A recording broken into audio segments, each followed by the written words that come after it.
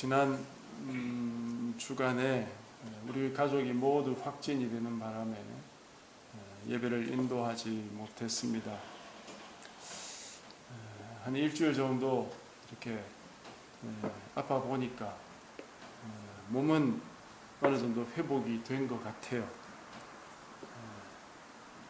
근데 아마 이렇게 한번 아파 보니까 사람들이 코로나 하는 그게 참 아픈 사람들이 힘들겠구나 하는 걸 조금 더 느낄 수 있는 것 같습니다. 어쨌든 이렇게 다시 말씀을 나눌 수 있게 된 것을 참 감사드립니다. 우리가 지금 마태복음의 끝부분에 이제 예수님께서 사역을 이제 마무리하시면서 이제 마지막 일주간의 생애를 살펴보고 있지 않습니까? 이제 지난번에 살펴본 것부터 해가지고 7번의 화를 이 당시의 지도자들에게 예수님께서 선언하시지요. 이 지도자들이 참 문제가 많았던 것 같습니다. 그래서 예수님께서 이들을 향해서 슬퍼하시면서 탄식하면서 화를 7번 선언하셨습니다. 오늘 우리가 살펴볼 화는 이제 5번째 화가 되겠는데요. 지난번에 그 화에 이어지는 내용이기 때문에 앞의 내용을 좀 이어서 말씀을 드리면서 오늘 내용을 조금 말씀드리겠습니다.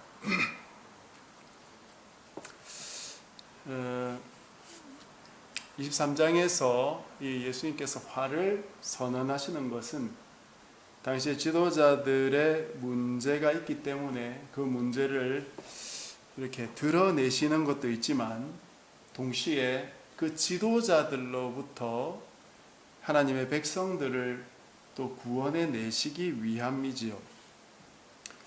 서기관과 바리새인들이 당시에 말씀의 지도자의 직분을 가지고 모세의 직무를 잘 대행했더라면 문제가 없었겠지만 안타깝게도 이들은 그 모세의 권위 그것만 지키려고 했지 직무를 성실하게 수행하지는 못했습니다.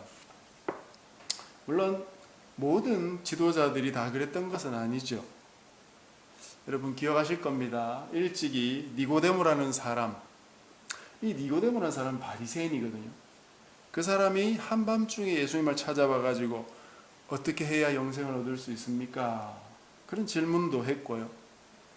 또 자기 동료들이 예수님을 잡으려고 할 때 예수님을 옹호하는 발언도 이 니고데모는 했었습니다. 또 뒤에 살펴보게 되겠지만 예수님이 돌아가시고 나서 장례할 때도 니고데모가 용감하게 그 일을 도와주기도 합니다. 예수님께서 이 지도자들에게 화를 선포하시는 이유는 이 지도자들의 잘못도 있지만 그것이 다가 아니라 그때까지 운영되었던 구약의 시스템, 제사를 지내고 하나님이 세우신 이 지도자들을 통해서 말씀이 선포된 그런 구약의 시스템을 종료하시고 이제 예수님을 통해서 새로운 시스템, 그야말로 신약, 그것을 잘 세우기 위함이지요. 이 새 시스템을 통해서 자기 백성들을 이제 그야말로 온전한 구원으로 인도하기 위함인 것입니다. 당시 지도자들의 가장 큰 잘못이 무엇이라고 했습니까? 바로 외식입니다. 예수님은 이들을 부를 때부터 외식하는 서기관과 바리새인들이여 이렇게 불렀습니다. 그리고는 이들의 겉모습에서 시작하여 점점 깊이 파 들어가면서 이들의 문제의 근본 원인 그것을 밝혀내고 계신 것이라고 말씀드렸습니다. 첫째, 둘째 화에서 이들은 자기들이 천국에 들어가지 않을 뿐 아니라 천국에 들어가려는 사람도 막고 있었다고 했습니다. 오히려 그들을 2배나 더 나쁜 지옥 자식이 되도록 만들고 있다고 예수님께서 지적하셨어요. 그 일을 이들이 어떻게 하고 있었습니까? 셋째, 넷째 화에서 그걸 예수님 말씀하셨죠. 이 지도자들의 잘못된 가르침, 정작 중요한 가르침은 도외시해버리고 변두리에 있는 지엽적인 아주 조그만 계명 하나하나 그거 열심히 지켜야 된다고 이들이 가르쳐 왔다는 것입니다. 그 계명들이 공교롭게도 당시 지도자들의 이익을 대변하는 계명들이었죠. 그들의 명예와 그들의 수입에 직결된 계명이었습니다. 그래서 이어서 이 5번째에서 7번째 화에서는 바로 이러한 지도자들의 영적인 부정의 근본 원인이 어디에 있었는가? 그들의 내면에 있었다는 사실을 예수님께서 밝히시는 것입니다. 즉 이들의 잘못된 가르침으로 백성들을 지옥으로 이끌어가고 있는 근본 원인은 바로 지도자들의 마음이, 지도자들의 내면이, 그들의 속사람이 골마 터져 있었기 때문이다, 이 말입니다. 겉으로는 거룩 거룩 외치고 또 부정한 거 하루살이라도 그들이 안 먹으려고 멀리하고 손에 닿지 않으려고 온갖 애를 쓰면서 정작 그들의 마음 속에는 온갖 세상의 더러운 것들을 가득 삼켰다라고 예수님께서 말씀하셨죠. 그것이 어떤 것인지 오늘 25절을 한번 보십시오. 25절입니다. 화 있을진저 외식하는 서기관들과 바리새인들이여 잔과 대접의 겉은 깨끗이 하되 그 안에는 탐욕과 방탕으로 가득하게 하는도다. 눈먼 바리새인이여 너는 먼저 안을 깨끗이 하라. 그리하면 겉도 깨끗하리라. 앞에 24절에 하루살이는 걸러내고 낙타는 삼킨다고 말씀하셨죠. 포도주 같은 음료 안에 빠진 조그만 부정한 벌레는 먹지 않으려고 애쓰면서 그 부정한 짐승 중에 가장 큰 것인 낙타, 그걸 마구마구 삼킨다고 비유적으로 말씀하셨습니다. 그 말씀에 자연스럽게 이어서 이 잔과 대접을 예로 들고 계십니다. 잔과 대접, 이들이 바깥에 나갔다 올 때마다 또는 뭐 어떤 그릇에 무엇을 담고 나서마다 이 잔과 대접을 깨끗이 부정하지 않도록 지키기 위해서 얼마나 깨끗이 씻었는지 모릅니다. 그 잔과 대접은 깨끗이 씻어서 사용하지만 그 잔과 대접 안에는 온갖 더러운 것들, 탐욕과 방탕으로 가득 채워가지고 이들이 먹고 마셨다 이 말입니다. 탐욕과 방탕, 뭐 좀 한자 말이어서 어려워 보이지만 이게 뭡니까? 지난번 본문에 다 나왔던 이야기입니다. 탐욕, 박하와 회향과 근체 같은 아주 조그만 식물조차도 11조 가져오라 그렇게 말했다고 했죠. 금이나 예물을 중요시하면서 자기들 명예를 더 높이려고 했던 그 모습, 그런 것들이 다 탐욕입니다. 탐욕, 그죠? 하나님의 말씀을 지키는 목적이라기보다 자신들의 수입과 자신들의 명예를 위해서 이들이 그런 것 자꾸 중요하게 강조하니까 하나님의 계명인데도 자신들의 탐욕으로 이어지는 것입니다. 누가복음 20장 47절에 보면 주님께서 한 서기관에게 이런 이야기를 하신 적이 있어요. 서기관들을 지적하시면서 그들은 과부의 가산을 삼키며 외식으로 길게 기도하니 그들이 더 엄중한 심판을 받으리라. 이들이 과부의 가산을 삼킨다고요? 그게 무슨 뜻일까요? 이 말씀 바로 다음에 어떤 내용이 나오냐면 한 가난한 과부가 자신의 생활비 전부인 2렙돈, 우리나라도 지금 우리 돈으로 한 1,500원 정도 되는 돈입니다. 이 2렙돈을 헌금함에 넣는 장면이 나옵니다. 그걸 보시고 예수님은 이 가난한 과부가 다른 모든 사람들보다 가장 많이 헌금했다, 그렇게 말씀하시죠. 그렇게 하고 이 내용이 끝나는데, 여러분 그 내용을 보면 이게 칭찬 같잖아요. 이 가난한 과부도 이렇게 자신의 생활비를 다 헌금했는데 우리도 진짜 엄청나게 헌금해야 되나 보다. 과연 그런 말씀일까요?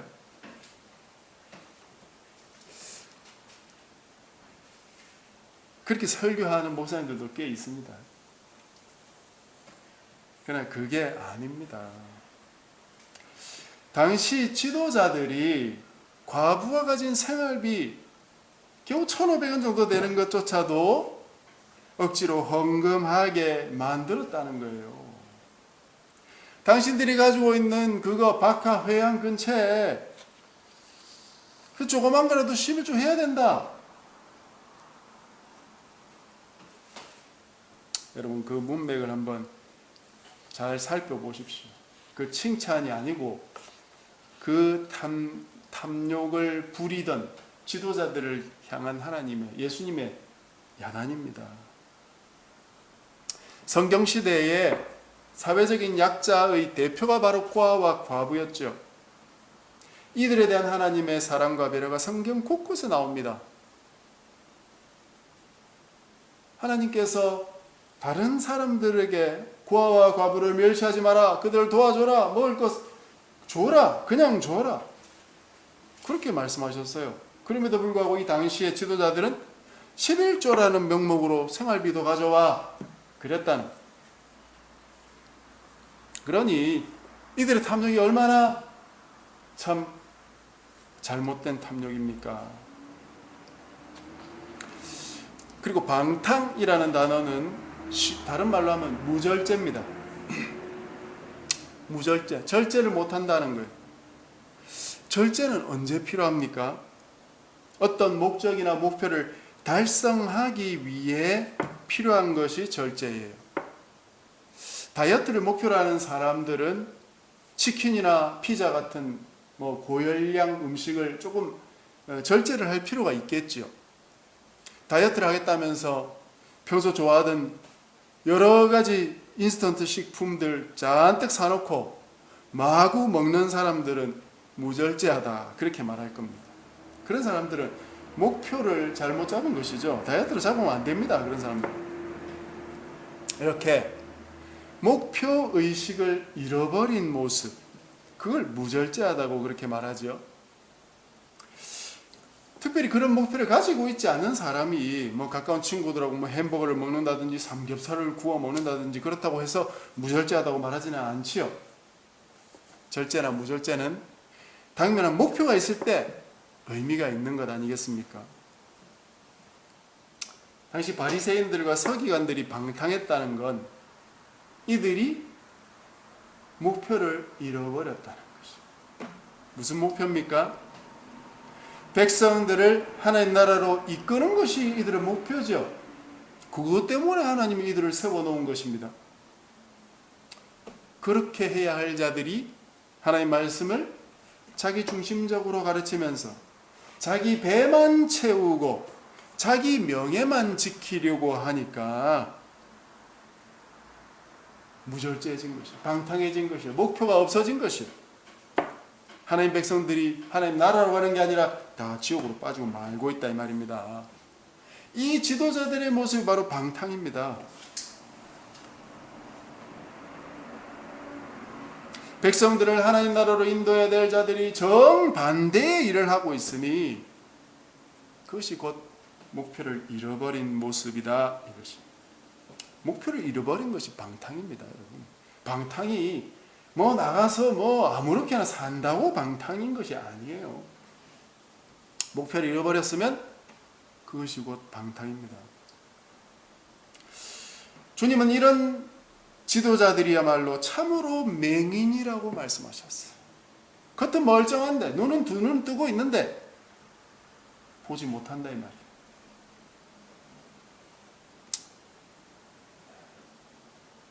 오늘날도 이런 지도자들이 있습니까? 물론 많지요. 예수님은 지도자를 지적하셨지만 우리는 나 자신을 돌아보는 것이 좋겠습니다. 이런 착오는 지도자들만 하는 게 아니죠. 내 안에는 어떤 탐욕이 있습니까? 나는 뭘 나 자신을 위해 갖고 싶어 합니까? 내가 계속해서 추구하는 건 무엇입니까? 하나님께서 말씀하신 거룩을 삶의 목표로 삼고 있느냐 하는 겁니다. 아니면 하나님 주신 목표를 잃어버리고 방탕하게 살고 있지는 않습니까? 목표가 없이 방탕하게 살면 자연히 탐욕에 빠지는 거예요. 내가 눈만 뜨면 얻고자 하는 것, 내 머릿속을 떠나지 않는 내 목표, 그게 뭡니까? 내가 제일 하고 싶고 제일 갖고 싶은 것이 무엇입니까? 내가 내 인생의 목표로 삼은 것이 정말 뭐냐 이 말입니다. 혹시 내 마음속에 나는 뭐 특별히 그런 건 없는데 라는 생각이 드는 분들은 어쩌면 그것이 내가 지금까지 방탕하게 살아왔다는 증거일 수도 있습니다. 목표가 없는 거니까요. 반대로 내 인생의 목표는 이것이다 라고 명확히 말할 수 있다 하더라도 만약 그것이 하나님으로부터 온 것이 아니라면 그건 탐욕으로 나를 이끌 수밖에 없을 것입니다. 어떻게 해야 이 방탕과 탐욕에서 벗어날 수 있습니까? 어떻게 해야 이 무절제한 삶을 그만둘 수 있습니까? 예수님은 그 답변도 가르쳐 주셨습니다. 26절입니다. 눈먼 바리새인이여 너는 먼저 안을 깨끗이 하라. 그리하면 겉도 깨끗하리라. 방법이 뭡니까? 먼저 안을 깨끗이 하는 거예요. 안을, 내면을. 그러면 겉은 자연히 깨끗해진답니다. 지저분한 우리의 속을 청소하라는 것입니다. 무엇으로 청소합니까? 우리 속에 더러운 욕심, 무절제함. 어떻게 청소해야 됩니까? 요즘 세상같이 돈 좋아하는 세상에서 살면서 어떻게 하면 돈 하지 않고 살 수 있을까요? 앞으로는 내가 돈 하며 살지 말아야지 결단하면 됩니까? 사람들의 인정과 명예를 평생 추구하던 사람이 이제는 내가 사람들 인정, 명예 이런 거 좀 그만 추구해야지, 그런 사람 안 돼야지, 그렇게 결단하면 되던가요?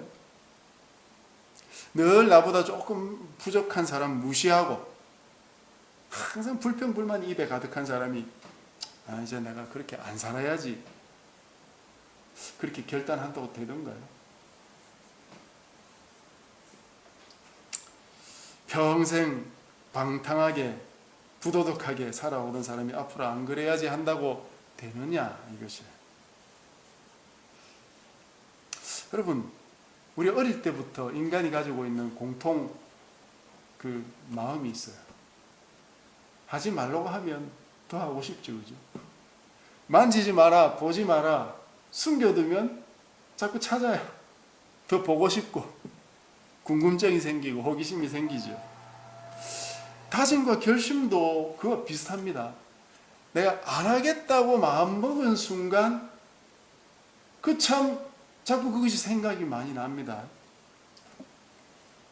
그런 다짐과 결심으로 내가 잘못해왔던 행동 하나하나를 바꾼다고 그게 되지 않는다 이거예요.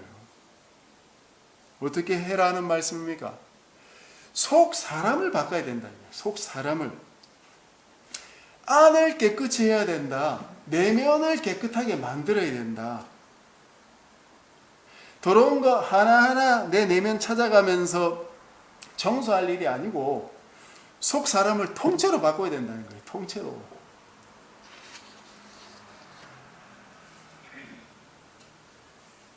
그걸 예수님은 뭐라고 말씀하셨습니까? 삶의 목표를 바꾸라 이 말이에요. 삶의 목표를. 내 인생의 목표, 내 존재의 종착지, 그것이 무엇이길 원하는가? 인생의 목적지를 바꾸라는 거예요. 목적지. 나는 어디를 향해 가고 있느냐? 나 무엇을 보고 가고 있느냐? 내가 지금 가고 있는 곳은 어디냐? 그 목적지를 바꾸라 이 말이에요. 그 목적지가 어디라고 했습니까? 여러분 지난번에 말씀 나누었습니다. 하나님께서 우리에게 주신 목적, 제사장 나라와 거룩한 백성이 되는 것. 교회를 나오고 하나님을 믿고 있다면 제사장 나라에 속한 백성이 됐다고 보면 됩니다. 그러나 그걸로 반쪽짜리라고 말씀드렸죠. 거룩한 백성이 되어야 된다 이거죠. 거룩이 뭡니까? 구별되었다. 분리되었다 이 말이에요. 세상 백성들로부터 하나님께서 자기 백성을 끄집어내어 가지고 분리시켜서 하나님의 백성으로 만들어 가시고 있는데 그게 거룩입니다. 거룩. 그래서 하나님 믿겠다 하는 사람을 교회 데리고 와서 교리문답 가르쳐주고 세례주지요. 그렇게 교인이 됩니다. 그렇게 교인만 되면 끝납니까? 아니죠. 그때부터 시작이에요. 생고구마인 사람들을 교회 데리고 와가지고 그때부터 말씀으로 찌르고 은혜로 찌르고 가르쳐서 찌르고 잘못된 방향으로 가고 있으면 때로 야단쳐가지고 찌르러가지고 그 고구마가 잘 익어가도록 하는 작업이 바로 거룩한 백성 만드는 작업이에요. 하나님께서는 하나님 백성들을 교회에 데려다 놓고 거룩한 백성 만들어 간다 이 말입니다. 교회에 오면 다 거룩한 백성이 되는 게 아니고 생고구마를 교회에 데려다 놓고 거룩한 백성 만든다 이거예요. 바깥에서 거룩한 백성이 된 사람을 데려온 게 아니고 아무 소망 없는 생고구마를 일단 교회에 앉혀놓고 거기서 열을 쪼이고 젓가락으로 찔러가지고 익게 만든다 이 말입니다. 그게 거룩한 백성 되는 과정입니다. 여러분들 어느 정도 익었습니까? 잘 익어가고 계신가요? 잘못하면 익는 게 아니고 상할 수도 있어요. 여러분 이스라엘 백성들이 상한 고구마였습니다. 우리가 지난주까지 그 레위기 묵상을 했지요. 그 레위기 26장에 보면은 이스라엘 백성들이 하나님 말씀 불순종할 때, 즉 상한 고구마가 된다면 하나님이 어떻게 벌을 내리시겠다 하는 그런 내용이 26장에 반복해서 계속 나왔죠. 이스라엘 백성들이 하나님 명령을 준행하지 않고 하나님을 대항하면 하나님이 어떻게 한다 했습니까? 징벌을 하겠는데 그 징벌을 한 번 하고 끝내는 게 아니고 징벌을 했는데 또 말 안 들으면 그것보다 7배나 더 징벌을 하시겠다 하는 그 문구가 반복해서 나옵니다. 거기서 7이 나오죠. 7. 오늘 본문도 7가지 화지 않습니까? 그렇게 하나님께서 이스라엘 백성들이 말 안 들으면 7배씩 징벌을 하시다가 결국은 마지막 징벌은 어떻게 되던가요? 이스라엘 백성들이 다른 나라에 포로로 끌려가 버리는 상황까지 하나님께서 말씀해 놓으셨어요. 즉 나라가 쫄딱 망한다 이 말이에요. 상한 고구마를 하나님께서 갖다 버리신 것 같죠. 남유다와 북이스라엘로 나누어진 이 나라는 각각 바벨론하고 아수르한테 무너져서 포로로 끌려갔습니다. 역사적으로. 끝났습니다. 망해버렸어요. 그러면 어떻게 됩니까? 이제 막을 내리고 하나님 백성들은 결국 망했더라 하고 대서특필하면 끝나겠죠. 그런데 그렇게 끝난 게 아니죠. 그죠? 구약 성경을 보면 그렇게 끝난 게 아닙니다. 이 상한 고구마를, 상에서 갖다 버린 것 같은 이 고구마를 하나님께서 다시 가지고 오세요. 이 고구마를 다시 하나님이 회복시켜요. 이스라엘 백성들이, 특히 남유다 백성들이 바벨론에 포로 끌려간 지 70년 만에 다시 예루살렘으로 돌아와서 어떻게 하는지 아십니까? 여러분, 에스라 느헤미야 말씀을 잘 보면 그 당시에 포로 귀환한 내용이 나오거든요. 이들이 돌아와가지고 무슨 고민을 했느냐? 도대체 우리가 왜 포로가 되었느냐?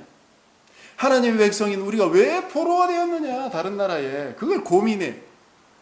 그리고 그 이유를 깨닫습니다. 그 이유가 뭐라고 이들이 깨달은 줄 아세요?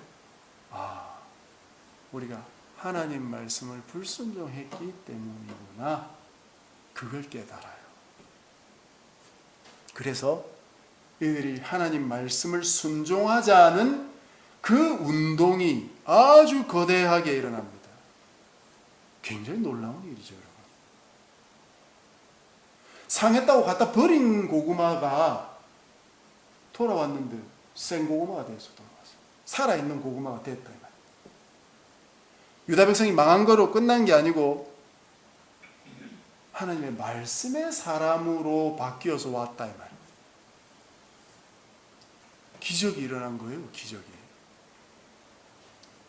그게 어떻게 가능합니까?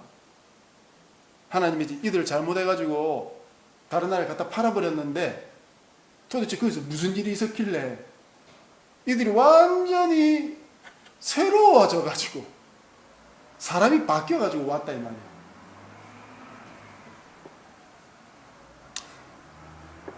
그 레위기 그 말씀이 7배로 이들을 징벌한다고 하셨죠. 징벌. 여러분, 이 징벌이 무슨 단어냐 하면 심판이 아닙니다. 이 징벌은 다른 말로 하면 훈육이에요. 훈육. 벌 내린다 이거예요. 쉽게 말하면 아이가 잘못했을 때 벌을 주는 것과 같은 것입니다. 부모가 아이가 잘못했다고 갖다 버리는 게 아니잖아요. 그죠? 야단을 치고 매를 들고 벌을 줍니다. 그 단어가 징벌이에요. 하나님께서 레위 26장에서 말씀하신 7번의 그 벌은 징벌이에요. 징벌. 하나님께서 이 백성을 다른 나라의 포로가 되게 만들면서까지 이들을 훈육하셨다. 자기 자녀를 훈련하신 것이에요. 연단하신 것입니다. 아버지가 잘못되어 가고 있는 아이들의 종아리에 회초리를 때려서 이들을 정신 차리게 만든 것입니다. 정신 차려서 그렇게 살지 말라고 말씀대로 살아야 된다고 매를 드신 것입니다. 그 결과 이들이 말씀의 사람으로 바뀌어서 돌아왔다 이 말입니다. 놀랍지요? 아주 놀라운 일이에요. 그게 하나님 방법입니다. 하나님은 오늘도 똑같았어요. 우리가 하나님 말씀대로 살지 않으면 어떻게 될까요? 하나님이 야단을 주시고 매를 드실 겁니다. 징벌하실 겁니다. 어쩌면 이 백성들이, 유다 백성들이 받은 것처럼 어쩌면 우리가 이 땅에서 쫄딱 망할 수도 있습니다. 그 정도로도 징벌하신다고요, 주님이. 우리가 하나님께 안 돌아오면 말입니다. 그러나 그 하나님이 주신 징벌을 잘 받으면 우리의 속 사람이 바뀌어버려요. 새 사람이 되어버려요. 우리 안에 잘못되어 있는 탐욕과 방탕의 찌꺼기들이 뿌리 뽑혀 나가버린다 이 말이에요. 내 마음대로 살고자 했던 내 욕망, 내가 추구했던 내 삶의 인생의 목적지가 사라져버리고 바뀌어버립니다. 하나님이 말씀하신 그 목적지가 또렷하게 보이고 내가 저기로 가야 되구나 제대로 인식할 수 있게 된다.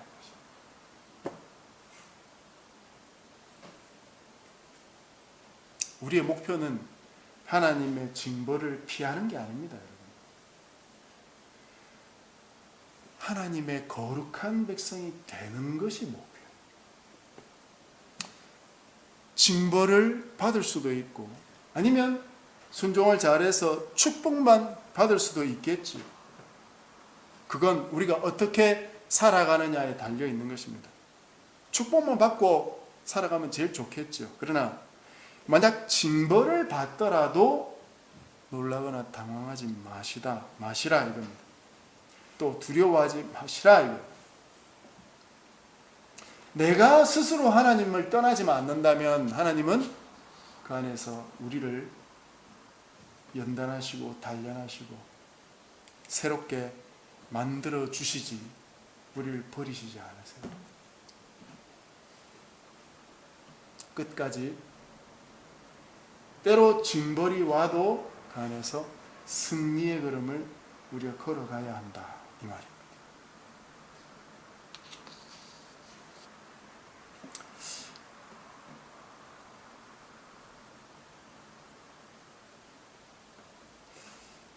우리가 이 개척을 하고 나서 이제 만 3년이 이렇게 넘었는데요. 그 시간들을 이렇게 돌아보면 정말 하나님께서 인도하셨다라고 말하지 않을 수가 없거든요. 참 수많은 어려움과 두려움이 우리 앞에 있었고 그것 때문에 우리는 때로 진짜 바들바들 떨면서 잠시도 기도를 놓지 못하고 하나님의 바지가리기를 붙들듯이 그렇게 기도하면서 지나왔거든요. 때로 이게 하나님이 나를 향한 징벌이 아닌가, 하나님이 나를 심판하고 계신 건가, 그런 생각이 들기도 했어요. 근데 시간이 이렇게 지나면서 보니까 모르겠습니다. 하나님께서 징벌하신 건지는 모르겠습니다만 하나님이 우리를 붙들고 놓지 않고 계셨다. 그런 생각이 듭니다. 그래서 우리 안에 좀 더 거룩하게, 좀 더 하나님이 원하시는 그 방향만 목표로 삼고 갈 수 있도록 하나님이 만들어 가시는 것 같아요. 내 안에 있는 세상에 대한 욕심들, 세상 사람들처럼 나도 살고 싶은 그런 어리석은 욕심들, 그런 것도 있었지만 하나님의 이 시간들을 통해서 그런 것들이 다 껴나가는 것 같습니다. 세상에 많은 사람들이 추구하는 것들이 참 부질없어 보이고 우리의 생명조차도 하나님의 손에 있다는 것이 좀 더 명확하게 뚜렷이 느껴지고 또 이렇게 코로나같이 이런 병도 한번 앓고 나면은 또 좀 더 그렇지 않습니까? 그런 시간들을 주님께서 인도하신다는 생각이 듭니다. 우리 모두에게 마찬가지일 겁니다. 내게 어떤 문제나 어려움이 왔을 때 세상적인 방식으로 대응하지 마시고 하나님께서 내 안에 무언가 깨끗하게 하는 역사를 하고 계신가 보다, 내 안에 뜯어내어야 할 탐욕이 있나 보다, 내 안에 하나님이 원치 아니하시는 잘못된 목표가 있나 보다. 어리석은 욕심들이 내 안에 있나 보다. 그렇게 생각하십시오. 그러면 정말 그 시간들이, 그 어려운 시간들이 지나고 나서 그렇게 된 것이라는 확신이 드실 겁니다. 말씀을 맺겠습니다. 우리가 지금 살펴보고 있는 내용은 당시의 지도자들의 문제고 그것이 그들의 내면이었습니다. 우리도 우리 자신을 살펴봐야 되겠죠. 속 사람을 그대로 두고 겉모습 바꾸는 건 아무 소용이 없어요. 나의 내면에 어떤 문제가 있느냐? 나는 무엇을 목표하고 살고 있느냐? 내 인생의 목적지는 어디냐? 내가 바라보고 있는 것은 어딘가? 그걸 좀 생각해보고 정리하십시다.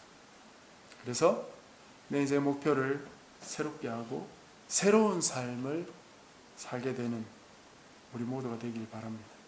그래서 하나님께서 원하시는 참 아름다운 삶을 온전히 살아가는 저와 여러분 되시기를 주님의 이름으로 간절히 축복합니다.